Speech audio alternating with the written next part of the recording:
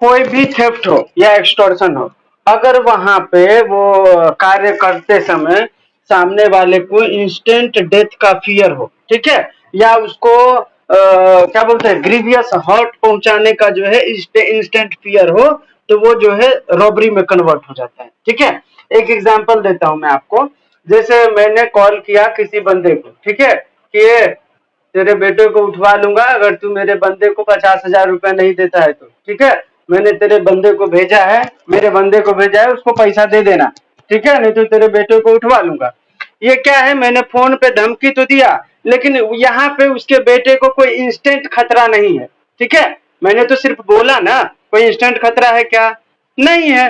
तो इंस्टेंट नहीं है तो ये क्या है, ये एक्सटॉर्शन है। ठीक है, अब यहाँ पे इंस्टेंट अगर खतरा हो जाए, जैसे मान के चलो उसका बेटा जो है मेरे कब्जे में है, ठीक है, और मैं उसके बाप को बोलता हूं अगर तूने पैसा नहीं डाला, ठीक है, या मेरे बंदे को पैसा नहीं दिया, तो तेरा बेटा अभी मेरे सामने है और ये 10वीं फ्लोर पे मैं खड़ा हूं तेरे बेटे को लेकर, अगर नहीं दिया तो मैं इसको यहीं से धक्का देके गिरा दूंगा।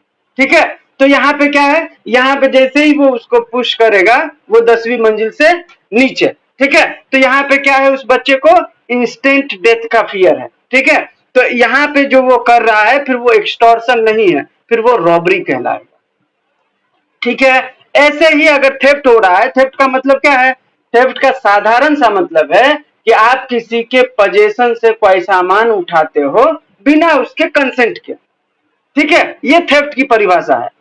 अब यहाँ पे हम किसी के ऊपर मतलब तलवार रख के बंदूक रख के और उसके सामने से हम कुछ उठा रहे हैं, ठीक है, तो ये क्या है, फिर ये थेफ्ट नहीं होगा, फिर ये रॉबरी के श्रेणी में आ जाएगा। क्यों, क्योंकि मैं चोरी तो कर रहा हूं लेकिन यहाँ पे मैंने सामने वाले को इंस्टेंट डेथ का फियर दिया है, ठीक है, उसको ग्रीवियस हर्ट पहुंचाने का फियर दिया है और तब हमने वो अपराध कारित किया है, तो फिर ये क्या हो जाएगा, रॉबरी हो जाएगा।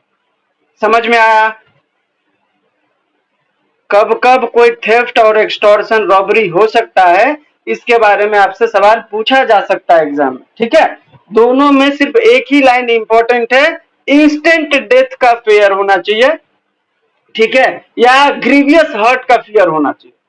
ठीक है, तब अगर ऐसा होता है और उसके साथ वो अपराध होता है तो फिर वो अपराध न होकर रॉबरी कहलाता है। ठीक है, ओके, अभी चलते हैं हम लोग हमारा सिचुएशनल पर। ठीक है,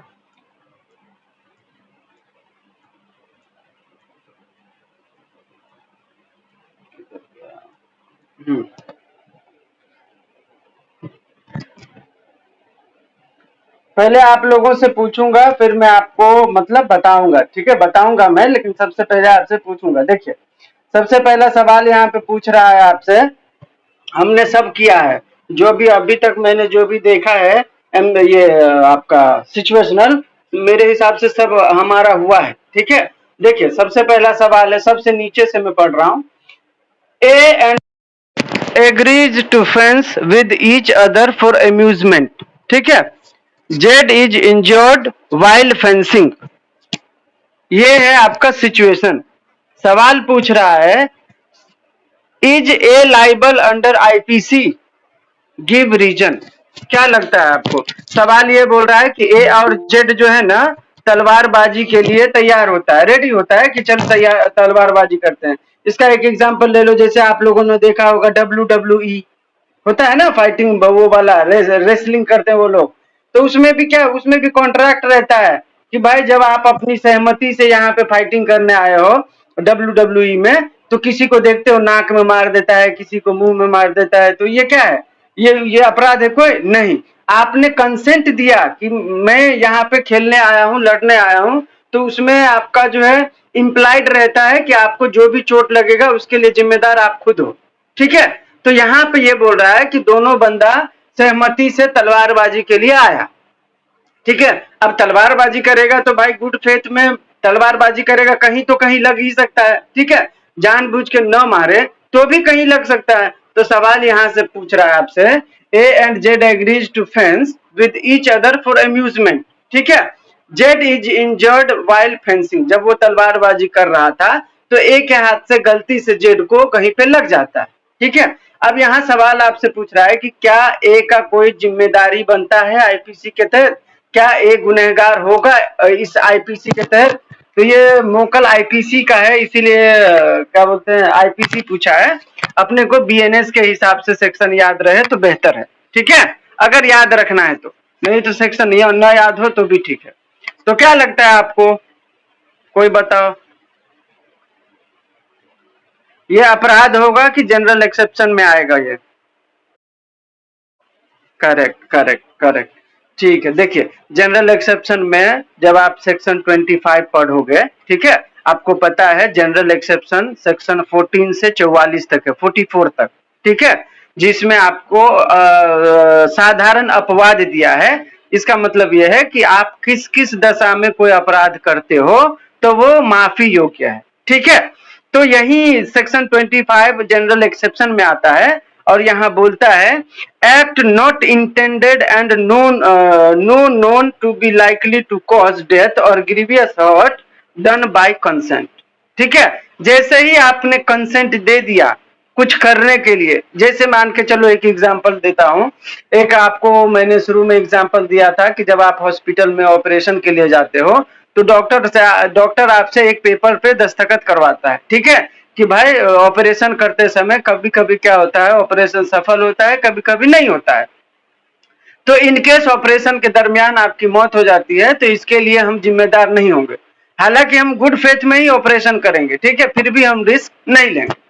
तो ये क्या है, आपने जब सिग्नेचर किया तो आपने अपना कंसेंट उनको दे दिया कि ठीक है भाई अब जो है रिस्क का है जीने या मरने का, तो वो मैं ले लेता हूं, आप ऑपरेशन करो, ठीक है। तो हमने कंसेंट दे दिया, अब जो कुछ भी होगा उसके लिए वो लायबल होगा क्या, नहीं होगा। तो यहाँ पे फेंसिंग के दरमियान भी यहाँ पे उसने कंसेंट दिया था। कंसेंट इम्प्लाइड होता है जब आप कोई अम्यूजमेंट में जाते हो, किसी भी तरीके का खेल होता है, आप मान के चलो क्रिकेट देखने जाते हो, ठीक है, आपको पता है कि बॉलर जब बॉल फेंकेगा या क्रिकेटर ये बैटर जो है जो बैट से बॉल पे मारेगा तो वो बॉल कहीं पे भी उड़ के आ सकता है, ठीक है। अब आपके सर पे आके लगा, आप बोलोगे कि नहीं मुझे चोट लगा है, मुझे इसका हर्जाना चाहिए, क्लेम कर सकते हो क्या, नहीं कर सकते। जैसे ही आप टिकट खरीदते हो तो उसमें इम्प्लाइडली लिखा होता है कि अंदर में बॉल इधर उधर हो जाता है खेलते समय, अगर वो बॉल आपको लगता है तो इसके लिए जिम्मेदार हम लोग नहीं, ठीक है। तो ये कंसेंट रहता ही है पहले से, इम्प्लाइडली है, ठीक है। तो यही यहाँ पे सेक्शन 25 का सब सेक्शन 1 अप्लाई होता है इस सिचुएशन पर, ठीक है, और यहाँ पे ए लाइबल नहीं होगा। समझ में आया सभी को?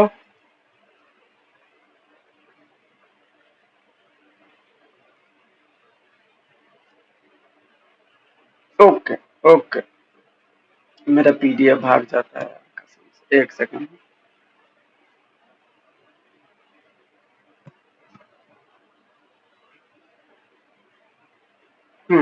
अभी देखिए इसका दूसरा सवाल पूछ रहा है, will your answer differ in case A is a boy of 6 years, ठीक है। बोल रहा है सवाल कि क्या ये जो ए था अगर वो 6 साल का बच्चा होता तो आपके जवाब में कोई अंतर आता, रीजन बताइए। क्या लगता है आपको?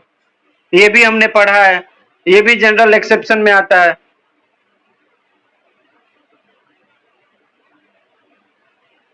आपको हमने बताया था सेक्शन 20 में जनरल एक्सेप्शन में कि अगर कोई 7 साल से नीचे का बच्चा कोई अपराध करता है तो वो अपराध नहीं होता है, ठीक है। तो अगर ए 7 साल से नीचे का बच्चा है, यहाँ पे एक ही सिचुएशन है तो आपसे सवाल कुछ भी पूछ सकता है।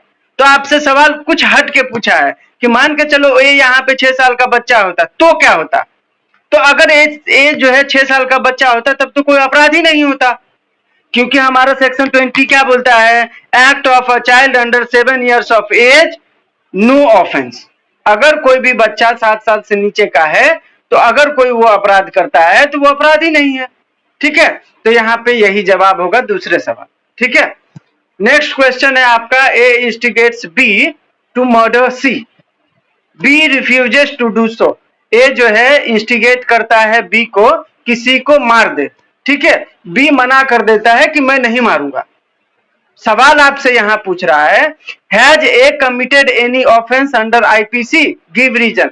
यहाँ पे बोल रहा है कि भाई ए ने बी को इंस्टिगेट किया था, ठीक है। तो यहाँ पे ए ने कोई अपराध किया है क्या? तो जैसे ही आप किसी को उकसाते हो किसी अपराध को करने के लिए, तो आप अबेटमेंट का ऑफेंस करते हो, ठीक है। क्योंकि अबेटमेंट क्या बोलता है? अबेटमेंट सीधा बोलता है कि कोई भी बंदा किसी को किसी अपराध करने के लिए उकसाएगा, इंस्टिगेट करेगा, तो वो अबेटमेंट का अपराध कर रहा है। तो यहाँ पे ए ने बी को उकसाया था सी का मर्डर करने के लिए, ठीक है। तो ए किस अपराध के लिए गिल्टी होगा? अबेटमेंट टू कमिट मर्डर के लिए, ठीक है। दूसरा सवाल पूछ रहा है differentiate the same with attempt to murder. Abetment to commit murder और अटेम्प्ट टू मर्डर में क्या फर्क है, ये आपको समझना पड़ेगा, ठीक है। तो देखिए, अटेम्प्ट टू मर्डर का मतलब होता है किसी के ऊपर जानलेवा हमला करना, ठीक है। अगर वो बच गया तब तो वो अटेम्प्ट टू मर्डर होगा, अगर वो मर गया तब तो वो मर्डर हो जाएगा, ठीक है। लेकिन अबेटमेंट टू कमिट मर्डर का मतलब है कि आप किसी को उकसा रहे हो कि किसी को तू मार दे, ठीक है। तो ये अलग चीज है। किसी को उकसाना, किसी को मारने के लिए, ये इतना हीनियस नहीं है जितना हीनियस अटेम्प्ट टू मर्डर है, ठीक है। हम किसी को बोल रहे हैं कि जा तू उसी को मार दे, जब तक वो नहीं मारता है तब तक ये अपराध एकदम नॉर्मल है। मैं किसी को भी बोल सकता हूँ किसी को कुछ कर दे, बराबर। तो जब तक वो नहीं करता है तब तक वो हीनियस नहीं है। लेकिन अटेम्प्ट टू मर्डर जो है अपने आप में हीनियस ऑफेंस है। आपने किसी के ऊपर उसके जान लेने के इरादे से जब आप आक्रमण करते हो, उसके ऊपर हथियार उठाते हो, तो वो होता है अटेम्प्ट टू मर्डर, ठीक है। A in support of just claim B which B has against Z for 1000 rupees falsely swears on trial that he heard Jed admit the justice of B's claim, ठीक है। सवाल पूछ रहा है explain the offence committed by A, ठीक है। एक यहाँ पे क्या कर रहा है, कौन सा अपराध कर रहा है? A in support of just claim which B has against Z, ठीक है। यहाँ पे बोल रहा है कि B has against Z, Z के अगेंस्ट जो है बी के पास कोई क्लेम है, ठीक है। अब बी को सपोर्ट करने के लिए ए क्या कर रहा है? उसको सपोर्ट कर रहा है, ठीक है। क्या है क्लेम? 1000 रुपीज का। Falsely swear on trial that he heard Z. अब ए यहाँ पे जो कोर्ट में बोल रहा है वो झूठ बोल रहा है, ठीक है। वो बोल रहा है कि मैंने सुना था कि जेड बोल रहा था कि उसने बी से पैसा लिया है, और ये ऐसा कुछ हुआ नहीं था, वो सिर्फ झूठ बोल रहा है कोर्ट में, ठीक है। अब सवाल आपसे पूछ रहा है कि क्या ए यहाँ पे कोई अपराध किया है? तो यस, अपराध ए ने किया है, ए ने झूठ बोला है, ठीक है। और जब कोर्ट के सामने कोई भी आपको फैक्ट रखना चाहिए जो सच होना चाहिए, उसके जगह पे अगर आप झूठ बोलते हो, ठीक है, तो ये अपराध है। और अपराध किस में है? सेक्शन 227 ऑफ BNS, ठीक है। उसमें कहा गया है गिविंग फॉल्स एविडेंस। अगर आप कोर्ट ऑफ लॉ में फॉल्स एविडेंस देते हो तो ये अपने आप में क्या है? ये अपने आप में एक अपराध है। तो ए ने यहाँ पे अपराध कारित किया है, कौन सा? गिविंग फॉल्स एविडेंस, ठीक है, जिसको परजुरी भी कहा जाता है। दूसरा सवाल आपसे पूछ रहा है what is fabricating false evidence under IPC। अब आपसे पूछ रहा है कि फैब्रिकेटिंग फॉल्स एविडेंस का मतलब क्या होता है? तो इसका मतलब है कि फॉल्स एविडेंस क्रिएट करना, बनाना, ठीक है। इसको BNS के सेक्शन 228 में बताया गया, ठीक है। सेक्शन 228 पढ़ोगे आप भारतीय न्याय संहिता का, तो उसमें बताया गया है फैब्रिकेटिंग फॉल्स एविडेंस, इसका मतलब है क्रिएट अ फॉल्स एविडेंस, झूठा साक्ष्य बनाना, ठीक है। तो वो जो है दंडनीय अपराध है BNS के अंदर, ठीक है। तो ये हो गया आपका 3 क्वेश्चन, जिसके अंदर 2-2 थे, ठीक है। अभी नेक्स्ट है आपका, देखिए पेज नंबर भी मैं बता दूं अगर आप लोगों को समझ में ना आए तो। पेज नंबर है 262, पढ़ रहे हैं हम पहला सवाल। A tells B that he can help to secure better marks in the exam by black magic if she has sexual intercourse with him, ठीक है। A जो है B नाम के लड़की को,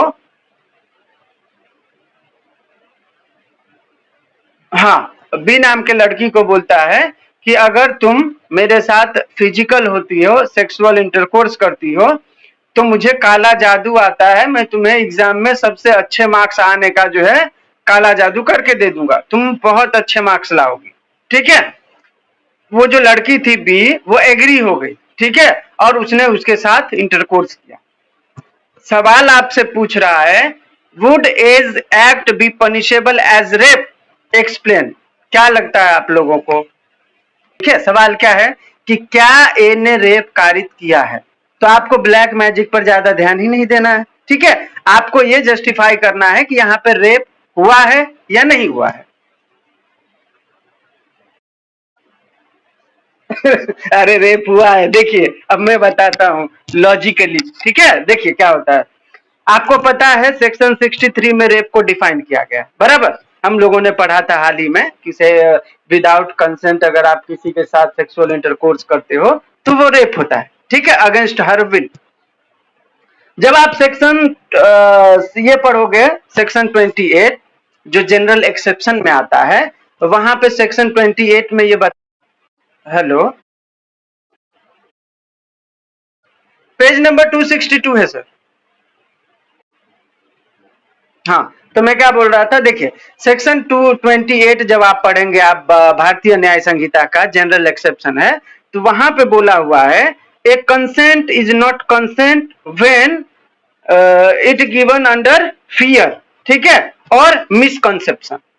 तो यहाँ पे लड़की को ब्लैक मैजिक के संदर्भ में मिसकंसेप्शन हुआ है कि वो पास करा सकता है। ठीक है, और अगर ऐसा हुआ है और तब उसने इस मतलब अभी किसी ने बोला कि प्रलोभन दे के कंसेंट लेना वो भी गलत है, तो यहाँ पे सही बात है, वो प्रलोभन दिया गया। ठीक है, उसका कंसेंट विलफुली नहीं है वो। अगर आप किसी को इंड्यूस करके उसका कंसेंट ले रहे हो तो वो कंसेंट विलफुली थोड़ी है। ठीक है। तो ये है। ठीक है, तो यहाँ पर जो है उस बंदे ने रेप कारित किया है। यहाँ पे सेक्शन 28 भी आएगा लाइमलाइट में। ठीक है, और सेक्शन 63 भी आएगा।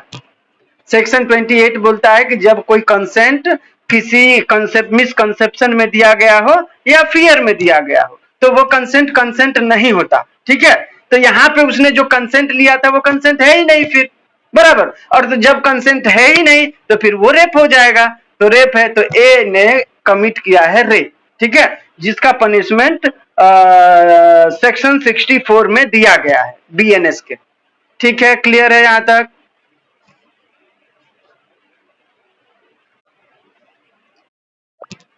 चलिए आगे बढ़ते हैं। अगला सवाल है आपका, व्हाट इज गैंगरेप? तो गैंगरेप का मतलब है कि भाई दो या दो से अधिक व्यक्ति जब मिलकर किसी महिला के साथ सेक्सुअल इंटरकोर्स करते हैं तो वो होता है गैंगरेप। ठीक है, सिंपल।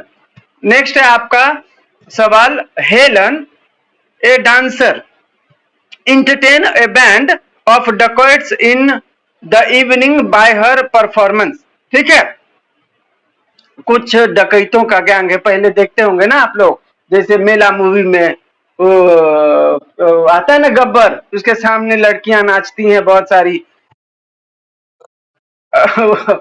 वो दूसरे मूवी में है, वो तो इसमें है ना, वो उस मूवी शोले है वो।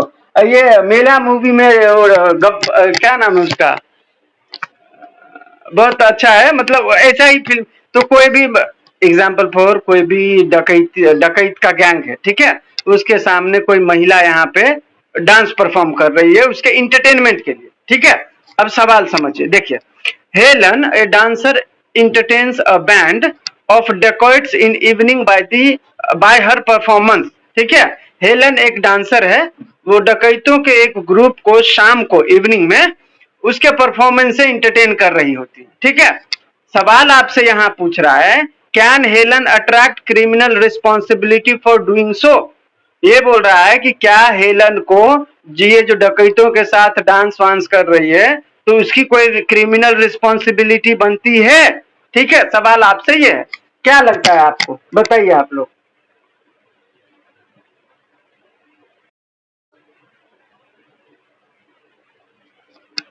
क्यों?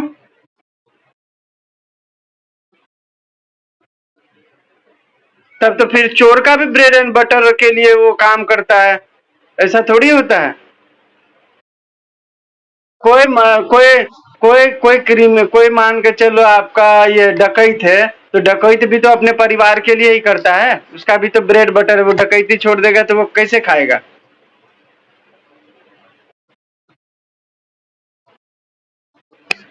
करेक्ट, ठीक है, देखिए क्या होता है यहाँ पे, देखिए कितना क्लियरली लिखा है यहाँ पे, डकैती इज एन ऑफेंस, ठीक है, जिसको डिफाइन किया गया है आपके किस सेक्शन में, शायद 310 में शायद डिफाइन किया गया है, 310 में, ठीक है।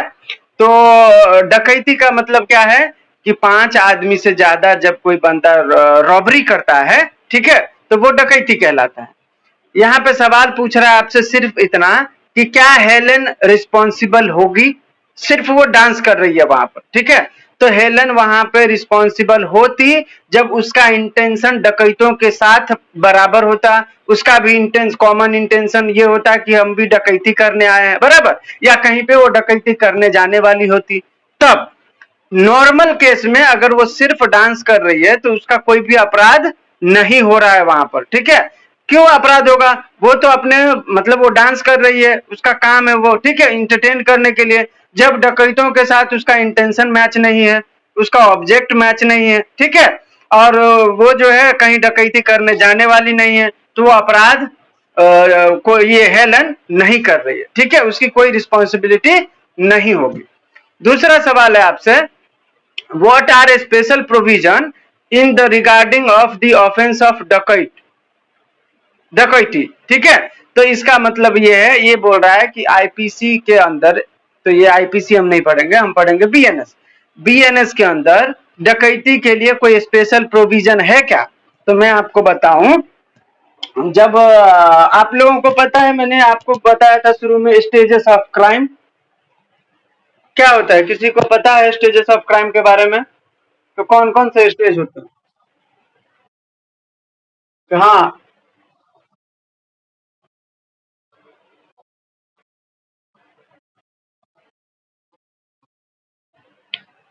4 है। सबसे पहला है इंटेंशन, दूसरा है प्रिपरेशन, ठीक है, हाँ, तीसरा है अटेम्प्ट, और चौथा है आपका कमीशन, ठीक है, मतलब कमिट कर दिया आपने।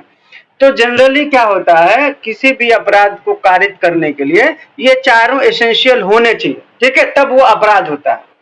लेकिन डकैती में एक स्पेशल प्रोविजन है जो कि सेक्शन 310 सब सेक्शन 4 में बताया गया है कि कोई भी बंदा डकैती कमिट करने के लिए अगर प्रिपरेशन करते समय भी पकड़ा जाता है तो वो भी अपराध है, ठीक है।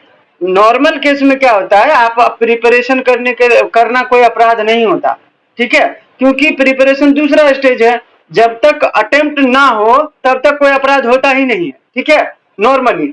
लेकिन सेक्शन 310 सब सेक्शन 4 में यह बताया गया है बीएनएस के कि अगर आप डकैती के प्रिपरेशन करते समय भी पकड़े जाते हो तो वो अपराध है और उसके लिए आपको 10 साल तक का जेल हो सकता है, ठीक है। तो यहाँ पे जो बोल रहा है दूसरा सवाल, what are special provision for in the IPC regarding the offence of dacoity, तो यही स्पेशल प्रोविजन है कि अदर क्राइम में आपको जो क्राइम के स्टेजेस हैं वो चारों फुलफिल करने होते हैं, तब वो एक्चुअल अपराध होता है। लेकिन डकैती के केस में आप इस स्टेजेस के दूसरे चरण में भी आओगे तो वो अपराध हो गया, ठीक है। अगर आप प्रिपरेशन करते समय भी पकड़े जाते हो तो वो अपराध है और उसके लिए 10 साल तक का सजा है, ठीक है। तो यही स्पेशल प्रोविजन है इसके अंदर, समझ में आया सभी को।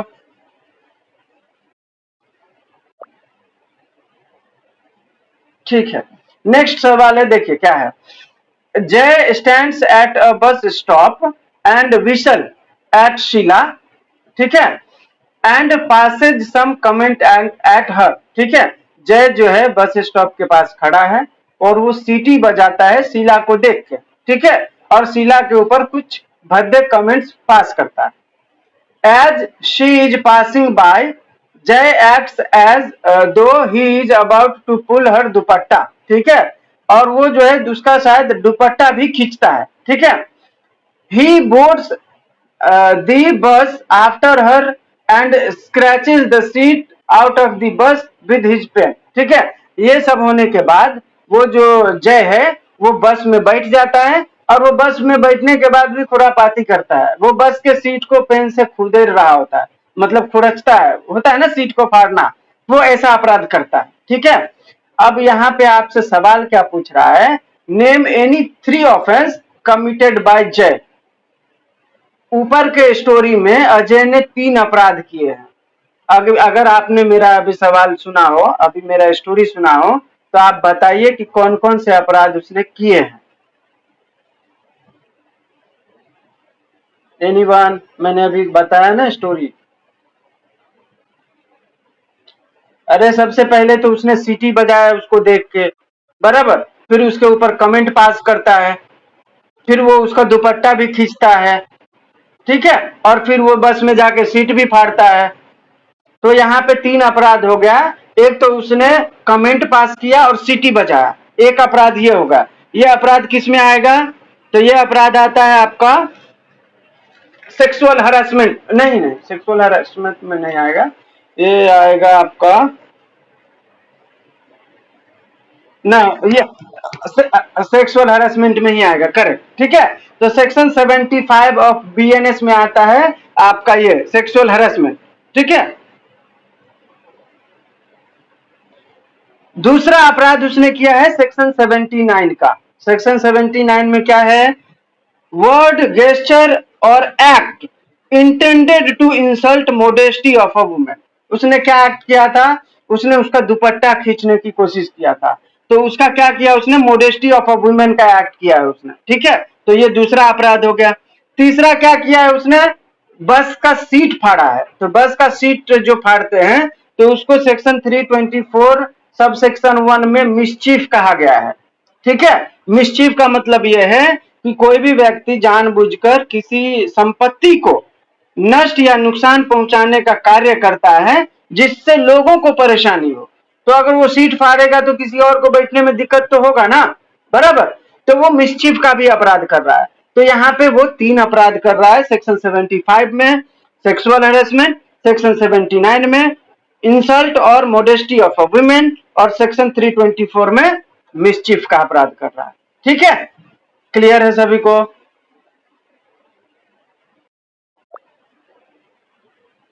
ओके, नेक्स्ट सवाल है आपका इसी में, if Sheela turns around and slaps Jai, ठीक है, will she be guilty of an offence. अगर शीला जो है जय को स्लैप कर देती, मतलब थप्पड़ मार देती, ठीक है, तो क्या वो थप्पड़ मारने के लिए अपराधी मानी जाती? ठीक है, तो यहाँ पे जवाब है इसका yes, she can be held guilty for voluntarily causing hurt, ठीक है, ऑन प्रोवोकेशन अंडर सेक्शन 334।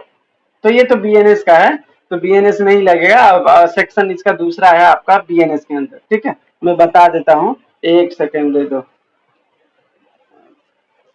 आप लोगों को ना एक सलाह देता हूँ, आप लोग एक ये ले लो, वो क्या बोलते हैं, क्या बोलते हैं, एनसीआरबी करके एक ऐप है, वो ले लीजिए, ठीक है। उसमें आपको ना आईपीसी के बराबर बीएनएस, बीएनएसएस के बराबर में सीआरपीसी, और ये बीएसए के बराबर में एविडेंस एक्ट दिया हुआ है। आपको जिसमें जाके आपको सेक्शन ढूंढना है तुरंत आपको बता देगा, ठीक है। एग्जाम्पल 4 देखिए, सेक्शन 334 मैंने डाला, आप लोगों को नहीं दिखेगा, देखो डाला, ये बता दिया। सेक्शन 334 में है voluntary causing hurt on provocation, ठीक है। इसका बीएनएस में है सेक्शन 122।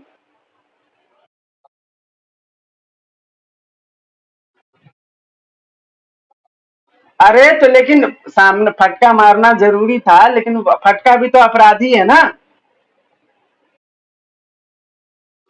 नहीं नहीं नहीं नहीं, वो देखो क्या है यहाँ पर, वो लड़का प्रोवोक कर रहा है, ठीक है, वो सही बात है, लेकिन वो जो अपराध है voluntary causing hurt on provocation, तो ये क्या है देखो, मैं पढ़ के बताता हूँ। whoever voluntarily causing hurt on grave and sudden provocation, if he neither intend nor knows himself to be likely to cause hurt to any person, other than the person who gave the provocation shall be punished with imprisonment of either description which may extend to 1 month। ठीक है, 1 महीना। वो भी court देखेगा कि लड़की ने मारा है तो वो भी उसको छोड़ देगा। ठीक है, बोलेगा फाइन भर के जाओ। एक एग्जाम्पल बता रहा हूं, लेकिन अपराध तो है ना। अगर मान के चलो कोई मुझे माँ बहन की गाली दे रहा है, एग्जाम्पल फॉर, मैं प्रोवोक हो गया और मैंने उसको मार दिया, तब आप ये जस्टिफाई थोड़ी कर सकती हो कि उसने भी तो गाली दिया था ना सर। गाली दिया था, सही बात। लड़की को सजा होगा ना, यहाँ पे लड़की ने थप्पड़ मारा है लड़के को। अरे लेकिन अपराध तो है ना। अब ये तो देखो, आप वो पीडीएफ भी पढ़ो। देखो मैं पढ़ के बताता हूँ, एक सेकंड। ये मैं थोड़ी बोल रहा हूँ, वो आप पीडीएफ पढ़ोगी तो उसमें भी बोल रहा है। Meena pays the ticket money to Soni and travels to Delhi on a ticket reserved in Sony's name। ठीक है, मीना जो है टिकट का पैसा सोनी को देती है। ठीक है, travels to Delhi on a ticket reserved in Soni's name. Soni के नाम का कोई टिकट है, वो टिकट उससे वो खरीद के फिर वो ट्रैवल होता है ना, कभी कभी गांव जा रहे होते हैं लोग जल्दबाजी में। ठीक है, और उसका टिकट नहीं बन रहा होता है तो वो किसी मतलब मैं कैंसिल कर रहा हूं तो बोलता है तो अपना टिकट दे दे, इतना थोड़ी देखेगा अंदर, बराबर। वो उसका लेके निकल जाते हैं। सिचुएशन ऐसा है, देखिए आगे। In the train she digs a hole in the seat with his pen.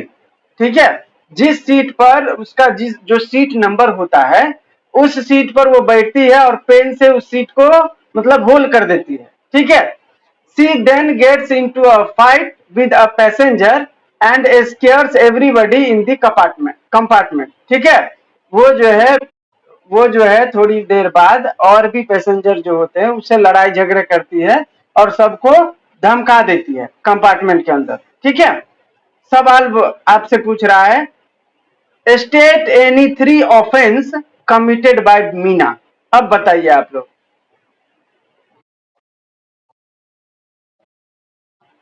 Cheating bye पर्सोनेशन हो गया, चीटिंग बाय पर्सोनेशन बोलते हैं उसको।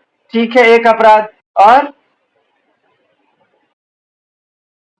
मिसचीफ हो गया, अभी मैंने बताया आपको, अभी बताया था ना पीछे, मिसचीफ का मतलब।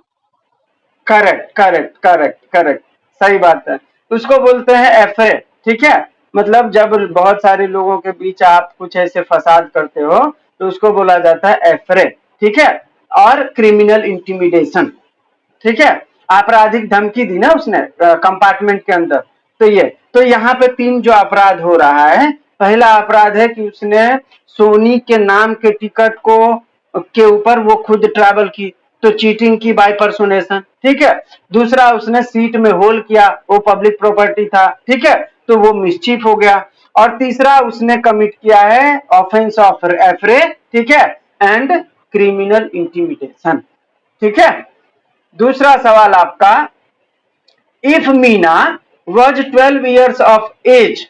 ठीक है, ये बोल रहा है what would be the position, अगर मीना जो है 12 साल से कम उम्र की लड़की होती तब आपका क्या राय होता, बताइए।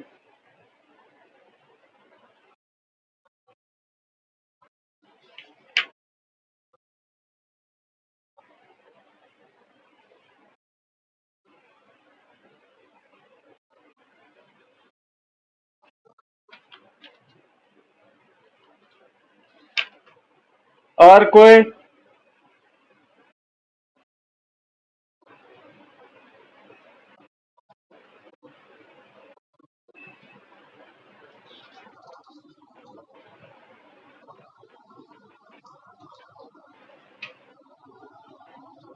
देखिए देखिए, सुनिए सुनिए, जब मैंने आप लोगों को जनरल एक्सेप्शन पढ़ाया था तो आपको बताया था मैंने कि सेक्शन 21 में 7 साल से नीचे के बच्चा अगर कोई अपराध करता है तो वो अपराध नहीं होता। ठीक है, सेक्शन 21 में बताया था अगर 12 साल तक का कोई बच्चा कोई अपराध करता है तो वो भी अपराध के श्रेणी में नहीं आता।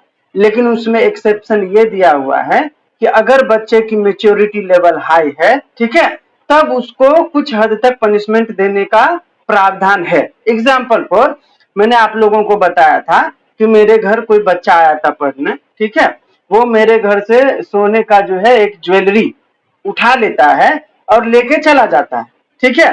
वो एक ज्वेलरी के शॉप पे जाता है और बोलता है अंकल मुझे ये बेचना है। वो बोलता है बेटा इसका इतना रुपया होगा। वो बोलता है अंकल सोना 1 लाख रुपए का अभी 1 ग्राम या 2 ग्राम है और आप इतना सस्ता दोगे, पागल समझे हो क्या? दे दो मुझे, मैं दूसरे दुकान पे जाता हूँ, ठीक है। ऐसे करके वो 2 दुकान पे गया, 3 दुकान पे गया, वहां पे उसको रिजनेबल रेट नहीं मिला। वो चौथे दुकान पे गया तो उसको रिजनेबल रेट मिला और उसने बेच के वो पैसा ले लिया और फिर उसको मस्त यूज किया, बराबर। अब वो बच्चा अभी तक 12 साल का ही था, तो क्या यहाँ पे आपको लगता है कि वो बच्चा मेच्योर था?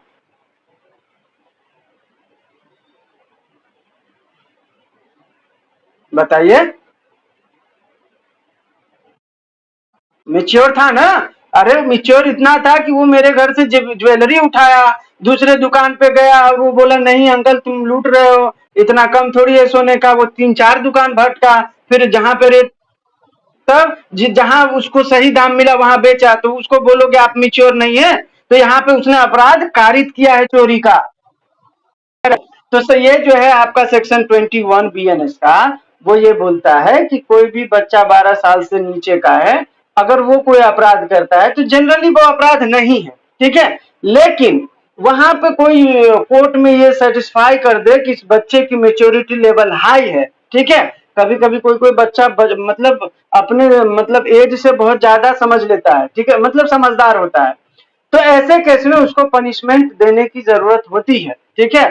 तो यहाँ पे यही बोल रहा है कि अगर वो लड़की जो है सफिशियंट मेच्योर है, ठीक है, तब तो उसको कुछ हद तक पनिशमेंट दिया जा सकता है। अन्यथा 12 साल से नीचे के कोई बच्चा अपराध अपराध करता है तो वो अपराध नहीं होता, ठीक है। सिर्फ ये यहाँ पे एक एक्सेप्शन है कि उसकी मेच्योरिटी लेवल देखी जाएगी, ठीक है। अगर आप लोगों को एग्जाम में पूछे तो आप एग्जाम्पल के साथ लिखना कि यहाँ जैसे अभी मैंने बताया चोरी वाला, अगर ये बच्चा 12 साल का भी है ना तो उसको थेफ्ट के लिए जिम्मेदार माना जाएगा। उसको भले जे कोर्ट में ले जाए, उसको बाल गृह में सुधार गृह में रखा जाए, ये अलग चीज है, लेकिन ऑफेंस उसने किया है ये माना जाएगा, समझे। अगला सवाल है आपका, देखिए क्या है। सोनी वॉज मैरिड इन 2014, ठीक है, 2014 में सोनी का जो है शादी हुआ था। डाइज ड्यूटी पॉइजनिंग इन 2017, 3 साल बाद वो जहर खा के मर जाती है, ठीक है।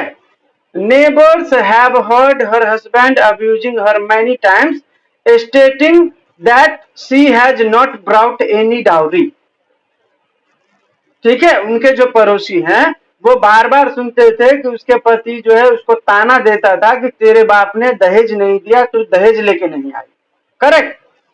हर mother in law also resides with them, ठीक है, उसकी जो सास है वो भी उसके साथ रहती थी।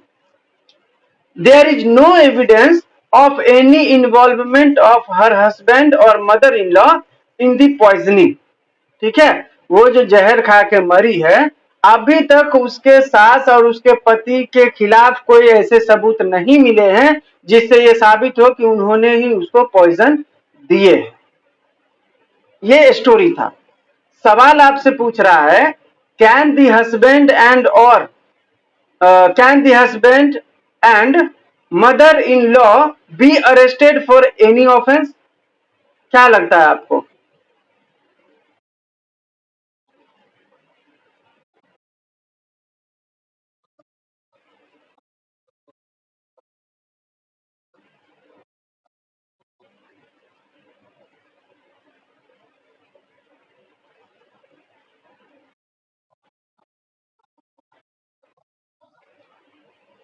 लेकिन उसके ससुर और सास के खिलाफ तो कोई सबूत नहीं न मिला है ना मैडम।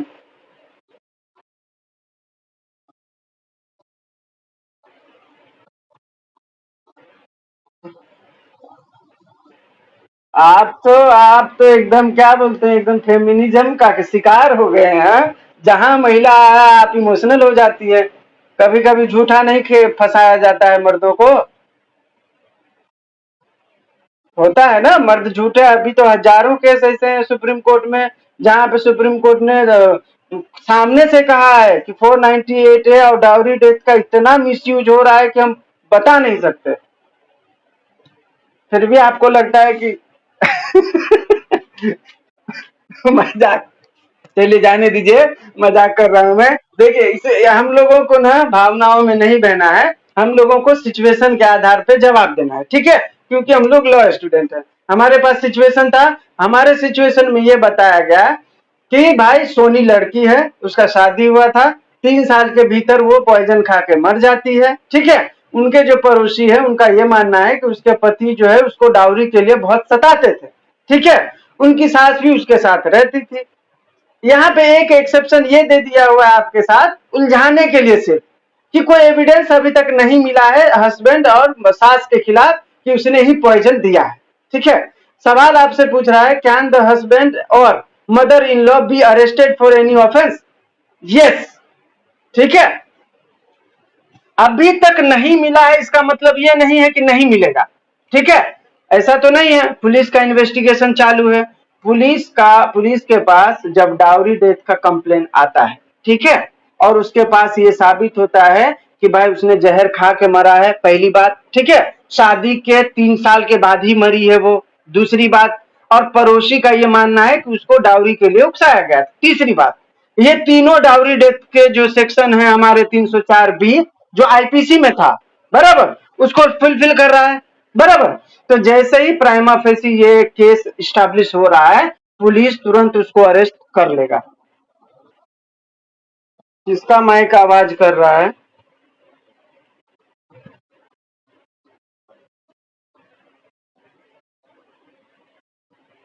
किसी का माइक ऑन है कि मेरे माइक से आवाज आ रहा है? हाँ अभी हो गया बंद। हाँ, तो आप सवाल समझे यहाँ पर? हेलो।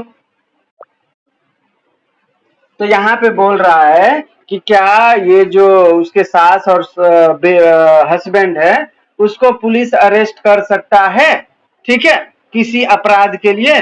तो हाँ अरेस्ट कर सकता है, ठीक है।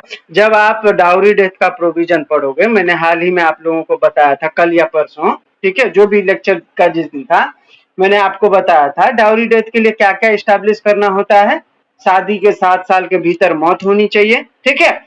मौत के पीछे डाउरी का जो है एलिगेशन होना चाहिए, बराबर। तो यहाँ पे मौत भी हुआ है 7 साल के भीतर, 3 साल में ही हो गया है, बराबर। पॉइजन खा के मरी भी है और यहाँ पे डाउरी का एलिगेशन भी पड़ोसी लगा रहा है। तो डाउरी डेथ एस्टैब्लिश हो रहा है प्राइमा फेसी, बराबर। प्राइमा फेसी का मतलब होता है प्रथम दृष्टया, जब कोई भी पुलिस इंस्पेक्टर इन्वेस्टिगेशन करता है तो प्राइमा फेसी एविडेंस के आधार पर करता है, ठीक है। कोर्ट भी जब किसी को कन्विक्ट करता है तो प्राइमा फेसी एविडेंस देखता है, प्रथम दृष्टया कि मतलब मेरे पास अभी तक जो मिला है उसके आधार पर यह अपराधी है भी या नहीं है। तो यहाँ पे अपराधी है ना, पड़ोसी बोल रहा है कि मैंने सुना था, ठीक है, और वो शादी के 7 साल के भीतर मरी भी है, तो प्राइमा फेसी तो ये डाउरी डेथ है। तो जैसे ही डाउरी डेथ है तो डाउरी डेथ जो है कॉग्निजेबल ऑफेंस है, ठीक है। और कॉग्निजेबल ऑफेंस मतलब एफआईआर तुरंत दर्ज होगा, और जैसे ही एफआईआर दर्ज होगा पुलिस को अधिकार हो जाता है कि वो अरेस्ट कर ले, ठीक है। तो अरेस्ट कर सकते हैं ना यहाँ पर, डाउरी डेथ का एलिगेशन है। तो यहाँ पे सवाल पूछ रहा है, कैन द हस्बैंड और mother in law be arrested? Yes, उसको अरेस्ट किया जा सकता है। किस ऑफेंस में? डाउरी डेथ के ऑफेंस में। हाँ तो आप लेकिन फेमिनिज्म जैसा आपका लगता है कभी कभी।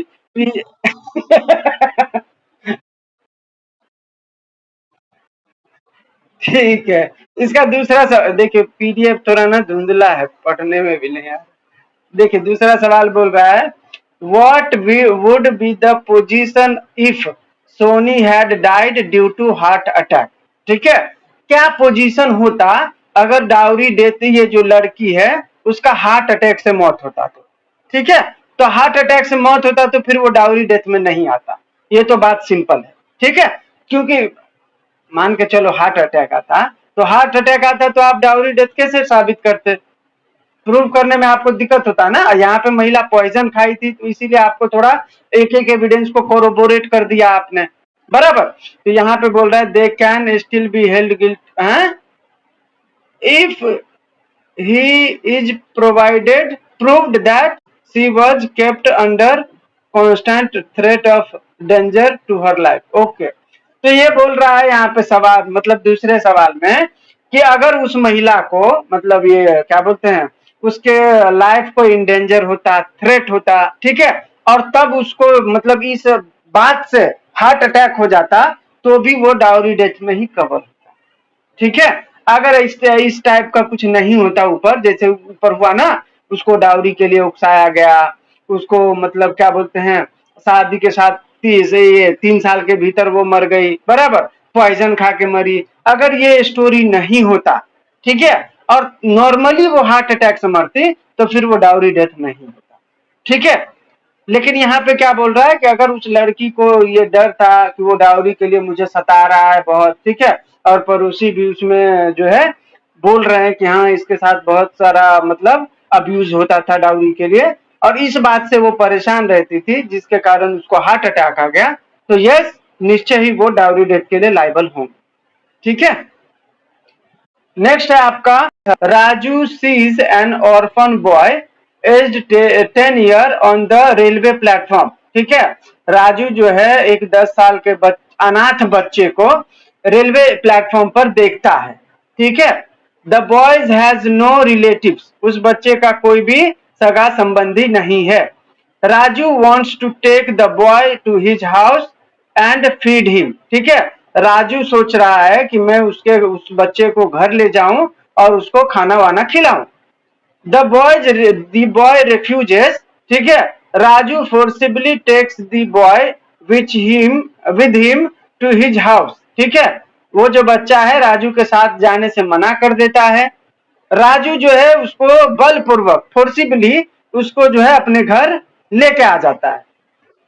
There he makes him take a bath and feeds him good food, ठीक है। यहाँ पे उसका इरादा ही था कि भाई उसको अच्छे से नहला धुला के मस्त खाना वाना खिलाएंगे, इसका इंटेंशन शुरू में ही क्लियर कर दिया है ना, देखो, Raju wants to take the boy to his house and feed him, इसका इंटेंशन यहाँ पे दिखा रहा है कि गुड फेथ है, ठीक है।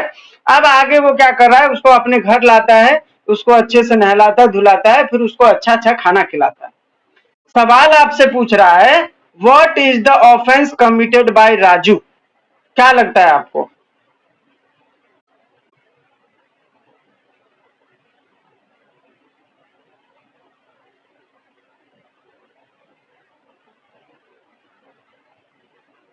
राजू यहाँ पे कोई भी अपराध नहीं करता, ठीक है।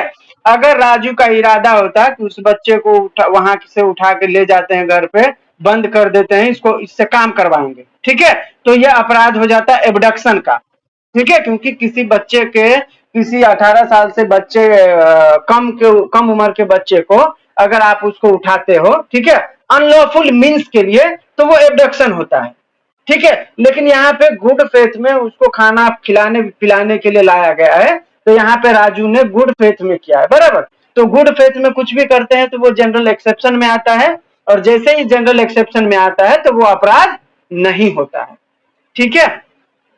दूसरा सवाल है, what would B Raju's punishment, Raju can be executed in this case.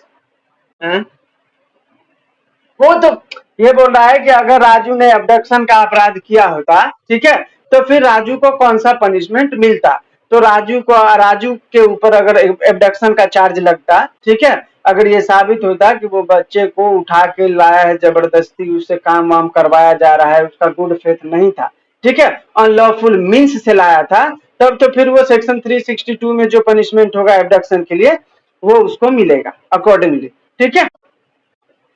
Next है आपका पेज नंबर 258 में, देखिए क्या है,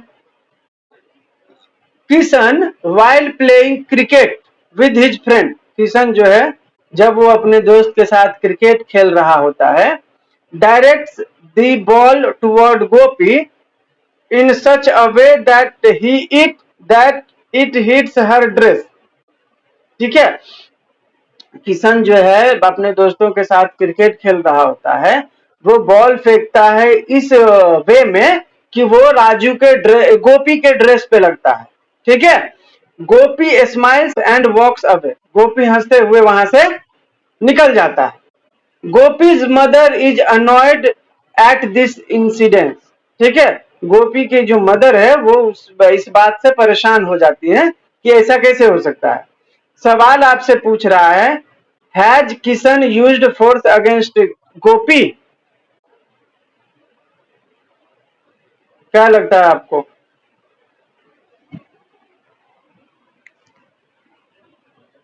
एनीवन?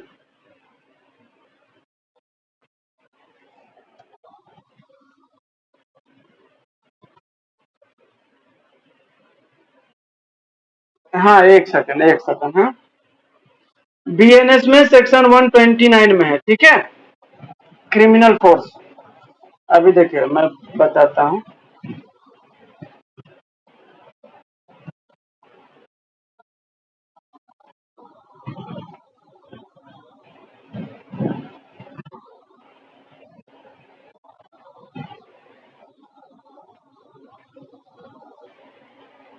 हाँ, देखिए यहाँ पे सवाल सुनो सब। Kishan wild playing cricket with his friend, ठीक है, किशन जो है अपने दोस्तों के साथ क्रिकेट खेल रहा होता है, ठीक है, directs the ball toward Gopi in such a way that it hits her dress। ठीक है, जो किशन है वो बॉल को इस तरीके से फेंकता है, ठीक है, जिससे वो गोपी को लगे, हिट करे। ठीक है, तो वो जो बॉल है गोपी के ड्रेस को हिट करता है, मतलब उसको कहीं पे लगता है। गोपी स्माइल्स एंड वॉक्स अवे। ठीक है, गोपी उस बात को सीरियस नहीं लेता है, ठीक है, और वो निकल जाता है। जबकि यहाँ पे गोपी ने किस इंटेंशन से फेंका था कि वो उसको हिट्स करे। ठीक है, यहाँ पे क्या है, Gopi in such a way that it hits her dress. ठीक है, इस इरादे से उसने फेंका था। Gopi's mother is annoyed at this incident. ठीक है, गोपी की जो माँ है इस बात से परेशान हुई। ठीक है, सवाल आपसे पूछ रहा है, has Kishan used force against Gopi? ठीक है, तो यहाँ पे बोल रहा है Kishan has committed the offence of using criminal force under section 350। जो 350 आईपीसी में था, बीएनएस के अंदर 329 है। ठीक है, Kishan's act of directing the ball toward her Gopi, मतलब thereby causing it to come into contact hitting her dress, ठीक है, अमाउंट्स टू फोर्स। जब आप किसी के ऊपर आप इंटेंशन से कि उसको हीट करें, ठीक है, और इस इरादे से अगर आप मारते हो उसको, तो ये क्रिमिनल फोर्स होता है। ठीक है, जिसको सेक्शन 329 में डिफाइंड किया गया है। ठीक है, तो यहाँ पे क्या बोल रहा था सवाल, has Kishan used force? Yes, Kishan ने जो है फोर्स इस्तेमाल किया था, क्योंकि उसका इरादा था ना, वो इस वे में फेंका कि वो सोच रहा था कि गोपी को वो लगे। ठीक है, तो ये दूसरा सवाल है आपसे, can Gopi's mothers file a case of criminal force against Kishan?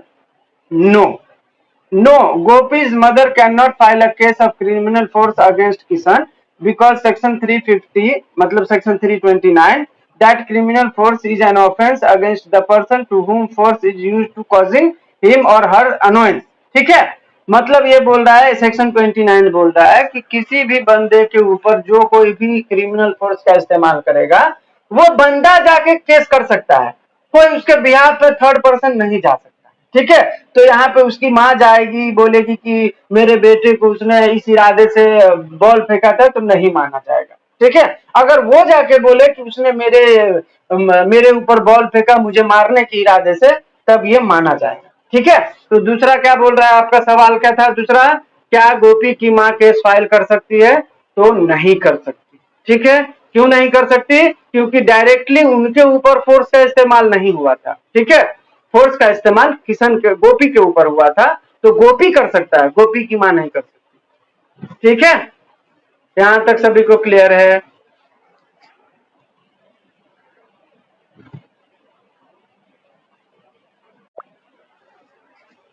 ठीक है, अभी हम लोग नेक्स्ट सवाल लेते हैं।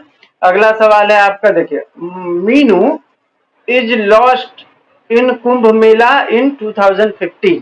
ठीक है, मीनू जो है कुंभ मेला लगा था उसमें खो गई। अच्छा, वह खो गई, नहीं तो बहुत सारे लोग मारे भी गए। Nothing has been heard of her ever since, ठीक है, अभी तक उसके बारे में कोई खोज खबर नहीं है। Her husband Mayur marriage Tina without disclosing to her that he is previously married, ठीक है, उसका मीनू जो है वो खो गई है कुंभ के मेले में, ठीक है, अभी तक उसके बारे में कोई खोज खबर नहीं है, ठीक है, कि वो है भी नहीं भी है। उसका पति जो है वो टीना से शादी कर लेती है और उसको ये नहीं बताती कि उसका शादी हो चुका था पहले, ठीक है, जिसका नाम था मीनू, और वो खो गई, इसके बारे में कुछ नहीं बताता। सवाल आपसे पूछ रहा है, is Mayur guilty of any offence, क्या लगता है आपको?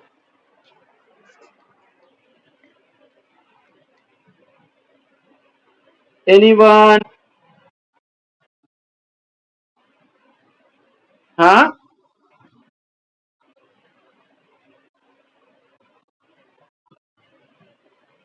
कौन सा ऑफेंस?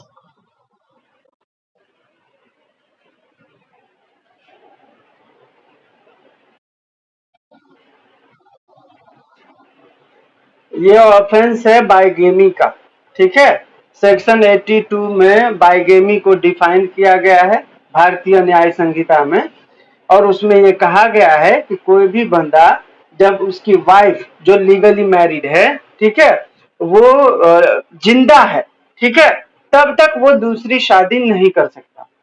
इसकी वाइफ खोई है, मरी नहीं है, ठीक है, आपके पास जो सिचुएशन है उसमें कहीं लिखा है क्या कि उसकी वाइफ मर गई है? उसकी वाइफ खो गई है, ठीक है, मरी नहीं है।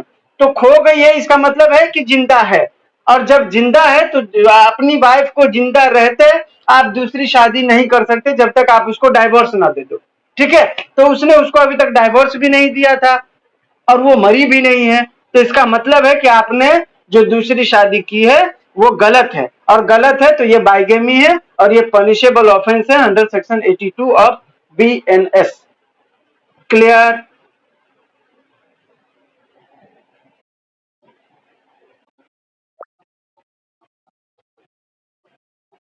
7 ईयर, 7 ईयर, 7 ईयर। हाँ हाँ हाँ, 7 ईयर के बाद ये प्रिजम्पशन है। तो लेकिन यहाँ पे 7 ईयर का नहीं दिया है ना, और यहाँ पे करेक्ट नहीं, सिचुएशन ऐसे भी दे देगा आपको, ठीक है, कि 2015 में शायद मतलब वो खो गई, ठीक है, और 3 साल बाद पता चलता है कि वो जो है या 7 साल तक वो मिली नहीं। अगर यहाँ पे लिखा होता कि वो 8 साल से उसका कोई पता नहीं है, तब ये माना जाता कि वो मर चुकी है, ठीक है, क्योंकि एविडेंस एक्ट में प्रिजम्पशन ऑफ लॉ है और यहाँ पे बहुत सारे प्रिजम्पशन दिए गए हैं। प्रिजम्पशन जैसे ये डाउरी डेथ का, कि अगर कोई महिला है, अगर उसके वो मरती है शादी के 7 साल के भीतर, और ये माना जाता है कि उसके ऊपर डाउरी के लिए बहुत प्रेशर था, ठीक है, और अगर वो मरती है तो ये डाउरी डेथ ही माना जाएगा, ये प्रिजम्पशन है, ठीक है। ऐसा ही प्रिजम्पशन यहाँ पे ये है कि अगर कोई भी महिला या पुरुष 7 साल से अगर वो लापता है तो ये माना जाएगा कि वो मर चुका है, ठीक है, तो ये होता है। तो यहाँ पे हमारे पास को सेपरेशन का तो 2 साल के बाद भी डाइवोर्स ले सकते हैं आप, उसको बोला जाता है डिजर्शन, DESERTION।